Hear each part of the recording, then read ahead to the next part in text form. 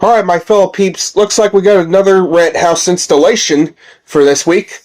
So yeah, there are 3 segments, and 2 of them are requested by Oliver Hood and Damien Galushki. Okay, so segment number 1 is Caillou's Punishment Day. Yeah, it was fun at first, but right now it's gone taken too far nowadays. And segment number 2 is Ouya. I haven't heard of that fucking anime shit. Yeah, but yeah, let's start that shit regardless. And segment number 3 is Sega 32X. Yep, that fucking console add-on for the Genesis that failed to impress. Okay, let's get on with them. Okay, so starting off with 2015, I've been watching GoThug247's Punishment Day videos out of Caillou. Those Punishment Days out of Caillou were funny at first, but as the start of 2016, yeah, the same year that Julian3535 started the Red Teeth Boris series, yeah, the Punishment Days of Caillou is starting to get stale. They're losing interest towards them. And 2 to 3 years later, they're getting fucking sick of it. They're getting sick of fucking tired of Caillou getting a punishment day from his own father, Boris. And they claim that this is child abuse. Yeah, I agree. This is pure child abuse. Well, yeah. It's starting to get too far, just as far as the eye could see. Okay, so where do I fucking start? Yeah, besides the intros. I mean, besides the context that I just said earlier. Well, come to think of it, between the Punishment Days of Caillou and Pencil Neck, I should say that I am glad that I chose the right way by making a punishment day out of Pencil Neck. Because all that Pencil Neck does is treating Caillou like he's the spawn of Satan. What the hell? So anyways, I've been making so many Punishment Day videos, so as of December 14th of last year, I just made 21 Punishment Day videos, and I'm thinking about making more Punishment Day videos, even though it's getting repetitive, but still. It's better off the fucking characters on the age of 18, even though that I made a Punishment Day out of Horrid Henry, and I understand that this is child abuse, but still. What the hell? So yeah, every videos of Caillou getting a Punishment Day. Yeah, they're their absolute worst here, as they abuse and torture Caillou to no fucking end whatsoever. They enjoy seeing him suffer, which is fucking cruel, all sadistic, deranged, mentally insane, and unstable, fucking heartless, along with them being a danger to the public, and in the real need of serious therapy. But if you continue reading or thinking about them, it only gets fucking worse. Yeah, fucking childhood traumatic. Can't you fucking know about that? Yeah, and after that, Boris just sends Caillou a grounded threat by telling him that they're grounded, or even worse, sending him to hell where he doesn't belong. Yeah, sending Caillou to hell where Pencil Neck belongs. Shit! You have no fucking idea how many life sentences that Caillou's parents, Boris and Doris, would end up at after all that shit. Life sentences, or rather death sentences. You know what, if I do wanted to make another Punishment Day video, I'd be better off making another Punishment Day videos out of Pencil Neck, Giraffe Ears, Dr. Wily, Dr. Eggman, Jabedia Brightman, and other bad characters. Yeah, especially Headmistress fucking Helga from Revolution X. Okay, let's just move on to this segment, because I don't want to talk about it no more. Okay, I apologize for taking the word anime out of context when I'm thinking about Ouya. I thought it was something, but yeah, I'm not perfect like any of these people expect me to be.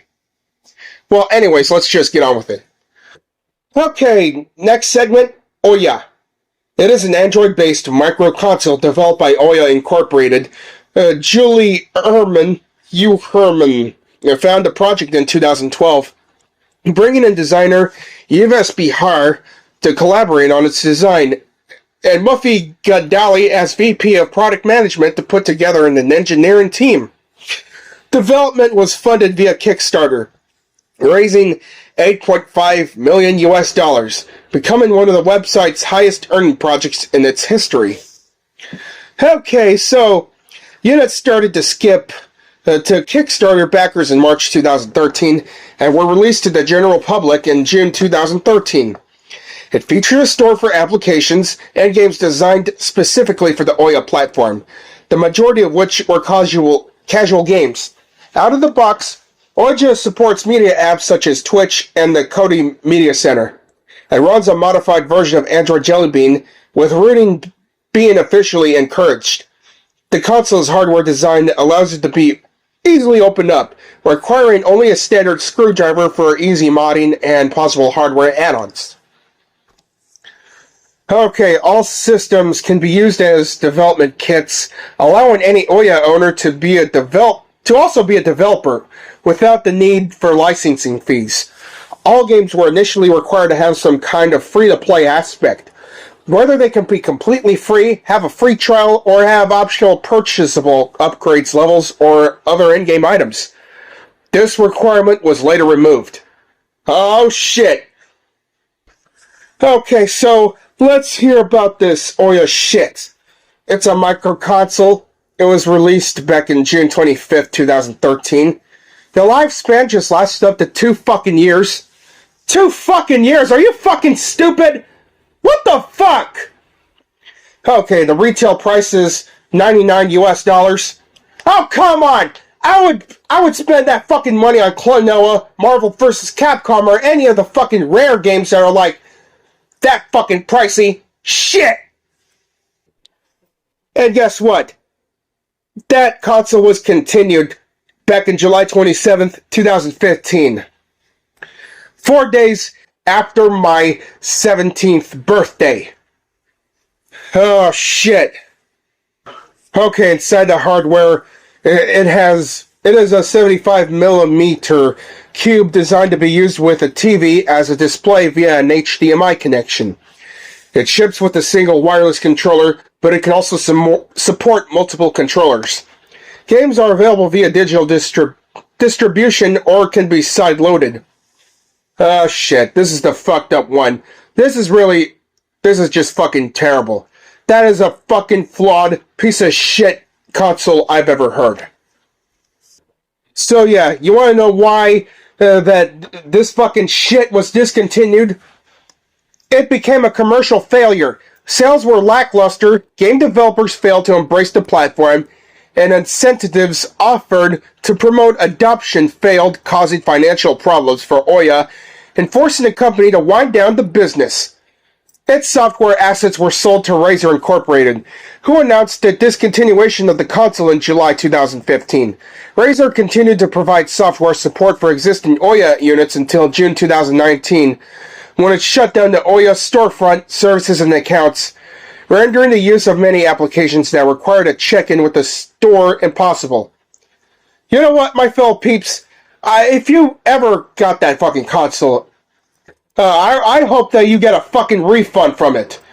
Because this piece of shit console ain't shit! It ain't shit! Fuck you! Okay, the Sega 32X is an add-on for the Sega Genesis, codenamed Project Mars. It was designed to expand the power of the Genesis and serve as a traditional console into the 32-bit era until the release of the Sega Saturn. The 32X uses its own ROM cartridges and has its own library of games. It was distributed under the name Super 32X in Japan and South Korea, Genesis 32X in North America, Mega 32X in Brazil, and Mega Drive 32X in all other regions. Yeah, you really think that Sega would keep on the console wars with Nintendo? Well, guess we only have to find out. Sega unveiled the 32X at the Consumer Electronics Show in June 1994 and presented it as a low-cost option for 32-bit games. It was developed in response to the Atari Jaguar and concerns that the Saturn would not make it to the market by the end of 1994. Well, guess what? The Sega Saturn just did in Japan. Okay, though the 32X was conceived as a new, standalone console, at the suggestion of Sega of America executive Joe Miller and his team, it became an add-on for the Genesis and made more powerful. The final design contained a 32-bit central processing units and visual display processor. Okay, so what do I gotta say? So, in the US of A, it came out on November 21st. Yep, just in time for Christmas. Yeah, so does Japan in December 3rd. And January 1995 in Europe. So the lifespan just lasted up to 2 damn years. And the retail price is $159.99. You fucking son of a bitch. That fucking price ain't shit. Not that much shit. Okay, so the 32X failed to attract third-party video game developers and consumers because of the announcement of the Saturn's simultaneous release in Japan. Well, don't get me wrong, but I gotta admit, there are good exclusive stuff for the 32X that you cannot get anywhere else, like, let's see here. Like Darkside, but unfortunately you cannot get that outside of Europe. Knuckles Chaotix, Calibri, Metalhead, what else? Zaxxon's Mother Base 2000. Yeah, that's all I can think of. Well, guess what? The Sega 32X had a weak library of 40 games that did not fully use the hardware, including Genesis ports.